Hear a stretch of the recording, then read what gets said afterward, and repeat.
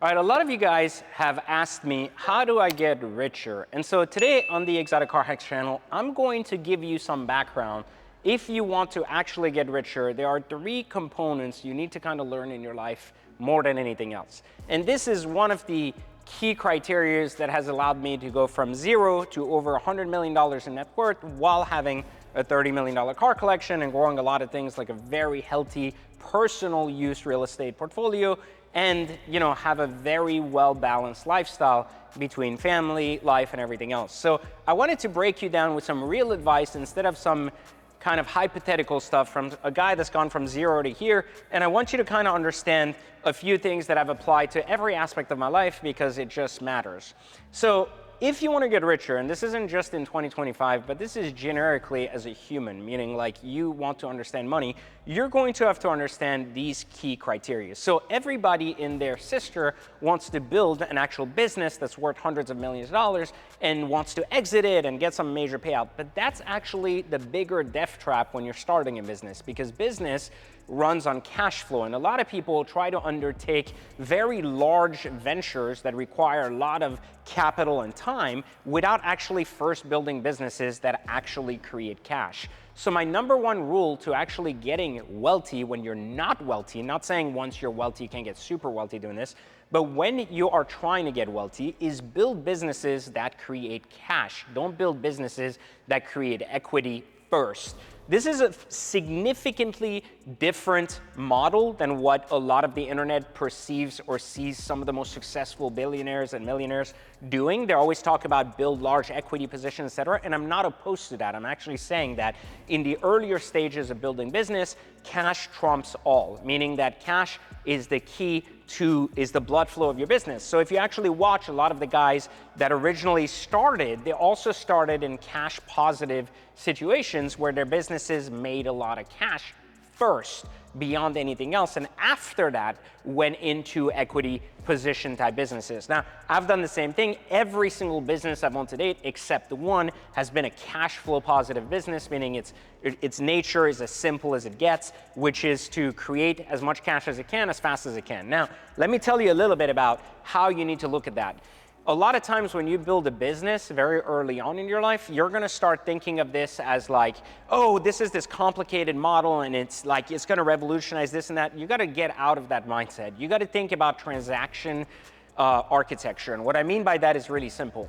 In order for a business to create very good cash, it needs to be able to simplify the transaction model. You build, you get paid. You sell, you get paid. It's a 1-to-1 ratio. So if you're selling, for example, lemonade on the side of the street as a child, it's a very simple business model, right? You make lemonade, you have a cost, maybe it's $1 a cup, and you're selling it to someone for $3 a cup. There's an immediate transaction and there's a $2 profit margin.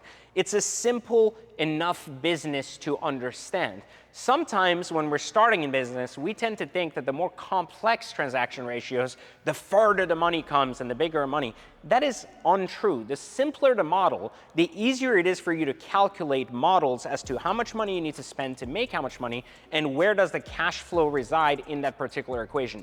That is what you need to focus on above and beyond all things. So I want you to understand that first. In the quest for getting rich, you have to understand how to create cash flow models, not so much equity models. So if you're new in business and are suddenly getting a great idea that you're gonna build the next Instagram and don't have a lot of money today, rethink your strategy. Instead, start thinking, what could I build today that will actually allow me some cash flow? How simple can that transaction be? Is it very complex? Does it require 15 people playing? Do I need to create an item that has 6 different components that come from 6 different countries, which means it has 6 potential failure ratios? Do I have a company that requires to build a call center in order to sell something? Okay, I now have 2 layers between me and my customers that could break down. How many sales cycles do I have? Meaning, can I just sell a product directly on the phone? Or do I need to put someone in a trial, wait 6 months and see how it turns out? Will I have enough cash to basically survive? These are all the complex transitions that you don't need in a very early stage business. You need a simple business with a transaction you can understand and a transaction you can replicate at scale so that you can grow very fast. The second piece of advice I give you from everything I've learned building all my companies today is increased speed. This is something that people don't realize, but every invention on Earth that has stuck and has been mass adopted because it helped do something faster. This is mass adaptation. This is not about like selling a niche or getting really good.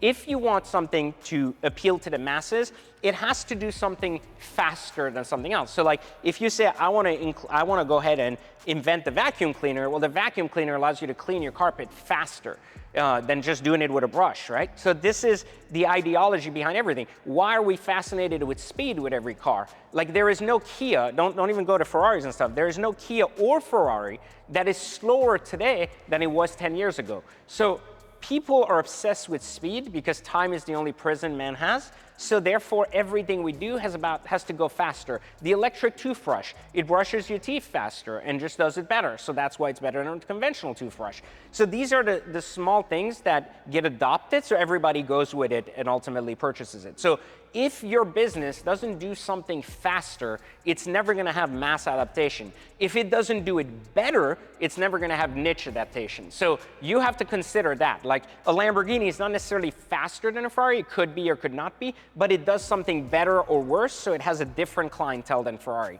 And so you have to think that way in terms of business. What do I do better or what do I do faster? Which one do I fall in and how do I focus on that demographic? If I'm doing something better, it's a niche demographic. If I'm doing something faster, it's a mass market demographic. So that's how you should think of business in the creating cash and understanding the niche. And the last piece that I think I'm gonna leave you that's really conventionally just made my life better is learning to park cash. This is something I did from a very young age when I didn't have much money all the way to today, where even today with millions of dollars each and every month in cash flow, I still park a lot of cash. So what does that actually mean, parking cash? It means that when you're growing in the world of business, regardless that you have $1 million a year, a $500K a year, or a $10 million a year, your expenditures tend to match that. Like as you grow, you're buying more stuff, you're growing, you're buying more expensive stuff, things happen. Stop thinking of life through the expenditure of I make, I spend, and start thinking about the expenditure of what do I spend, what do I park, and what do I make. Because what you're parking, which could be buying assets like we teach you at Exotic Car Hacks or Watch Trading Academy, if you don't know what these things are, links are in the bio, those particular things teach you how to move currency through assets like cars and watches, allowing you to have your lifestyle, but without losing the money. So it's parked in the car, it's parked in the watch, instead of actually being worthless. So you have to start thinking of lifestyle as a measure of parking money rather than a measure of like spending money. So to give you a very clear example of that, if I buy this Patek Philippe, for example, 5991R, this is a 250K watch as an example, but it's worth 250K almost all the time. So if I buy this for 250K and in 2 years decide I don't want it, I can get my 250K back out, and therefore the money didn't really leave. Fine, it didn't make money, but at the very least it wasn't lost, and that's the key. However, if I go on vacation very early because I want to travel the world when I just made 100 grand and I spend 30K on first class tickets and I don't use Lux Travel Hacks to basically get free points and do it that way, but I just spend the money because I want to make my wife happy, I want to go on vacation, and that's what I really want to do, that money is gone. So when you're early in business, you got to limit the expenditures you have on things that basically are perishable and disappear, and instead think about lifestyle in the terms that you can actually park money in first. As you gain more cash flow, certainly then add things like vacations, constant going out to expensive dinners and stuff as a measure to add stuff. So one of the reasons people typically go poor early on in business is because they run out of cash and they need to lend very early. The reason that is because the majority of the cash their business produced, they consumed in their business. So ultimately, regardless that it was a tax write-off or not, they still consumed it, the money's gone. Once you park it, if you park it inside the business, it could be a measure of phantom cash, which is even better. Or if you actually park it personally, at the very least, the money is still stable. This is one of the reasons a lot of people say, well, you need to own a house first because you're parking technically equity, but depending on the house you're buying, you may or may not be, depending on what your payment is and your cost of ownership. So housing has also changed a lot because of the instability of the cost of ownership. ownership. But a lot of times with cars and watches in today's market, you can actually park the leisure lifestyle you want without actually losing money, and therefore giving you a chance to still enjoy life somehow and still feel a sense of progress, but not actually giving up all the money only to realize later, man, I wish I had that 200 grand from that car. I could have used it now in my business and scaled it to $5 million. If you have a 200K car that's worth 200K in 2 years and you need the cash and you get rid of your car, you could technically live without a Ferrari for 2 years while your cash goes to 10 million and then buy an even nicer Ferrari. The point I'm trying to make is understanding how to park cash at an early age when you don't have a lot of it is going to save you a ton of money in the long term with this behavior. So these are my 3 rules that have enabled me ultimately to get to where I am today as it pertains to business. But I want to share one other one, which is I think the more common one that we don't talk about enough in the world of business, and it's just showing up. A lot of times business is going to be good, a lot of times business is going to be bad, a lot of times business is going to be stale, some other times business is going to be boring, and other times business is going to be very exciting. Showing up day in and day out to do the boring activities as much as you do the very high activities that you love is going to be essentially the difference between the winners and the losers. And the winners and losers aren't determined by just how hard you work for the first 6 months only to give up because it didn't work out, but how long you can work at that intensity while everyone else goes look for the next thing. Because it takes, don't forget, 5 years to figure out what you're doing, 10 years to get really good at it, and 20 years to get fucking paid. And I mean paid. So if you ever seen yourself in that position, doesn't mean you're not going to get paid for the first 5 years. It just means you aren't going to get paid at the rate that you see other people making money, and that's going to get you really feeling down because you have a view into other people. So the last thing I leave you with is if you show up and you're consistent, stop comparing yourself to other people. Every single person has a different journey, and more than anything else, you can use other people's progress, if it's real, by investigating it as competition. But I wouldn't look at it as comparison, because if you compare yourself to other people, you're going to position yourself in a box where you're going to fail significantly, thinking you're not good enough. But if you compete, you always set the mark higher, and more than anything else, make sure you compete with people who are in your space, who are doing what you do, not just your age.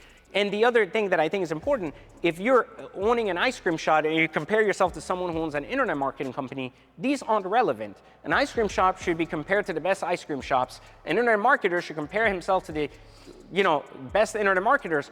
And the reason I say that is once you know that the person is actually someone in your space, then you can compare yourself to, so you can compete with them, right? But you shouldn't use age as a measure of that. Instead, you should use how many years you've been in the space. I started working at 14. I've been in the internet since like the early 2000s. So what does that mean? That means that 20 years later, yes, I figured out some shit that someone else hasn't. Someone could look at it and be like, well, I'm 40 years old. I've been doing this for 3 years. How come I don't have PJ's car collection? Well, the answer is quite simple. You haven't done this for 20 years.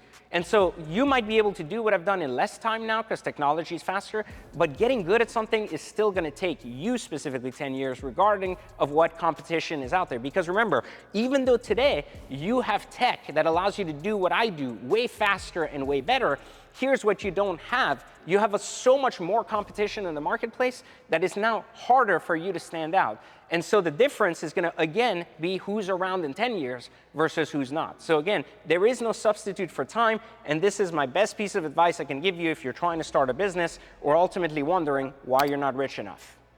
If you want more content like this, make sure you let me know in the comments, and of course, like, subscribe, and I'll catch you next time for Exotic Car Hacks.